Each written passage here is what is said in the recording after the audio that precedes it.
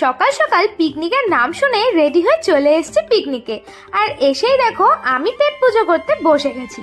সকালবেলার মেনুতে কিন্তু ছিল আলুর দম, তার সাথে লুচি। আর পিকনিক হবে, একটুখানি কফি পকোড়া হবে না তাই হয়, তাই চলে এসেছিল কিন্তু গল্প করতে করতে গরম গরম পকোড়া আর কফি। এই খেয়ে আবার খানিকক্ষণ গল্প নাই করতে করতে চলে এসেছিল কিন্তু এখানে কোকা কোলা। ওই খেতে খেতে আমরা চলে গেছিলাম পাশের একটা পার্কে একটু মজা করে। তারপরে ওখান থেকে বেরিয়ে এসে দেখি অনেকেই খেতে বসে পড়েছে। তারপরে আমরাও আর কি খেতে বসে পড়েছি। আর আজকের মেনুতে কিন্তু অনেক কিছুই ছিল।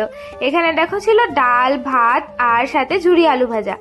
এই দিয়ে খাবার নাই খেতে খেতে রাকেশদা কিন্তু ইয়াব বড় একটা মাছের পিস দিয়ে পরেই দিয়ে গেছিল ফ্রাইড রাইস আর মাংস। তো আমি যেহেতু লেজা খাচ্ছিলাম একটু টাইম লাগছিল।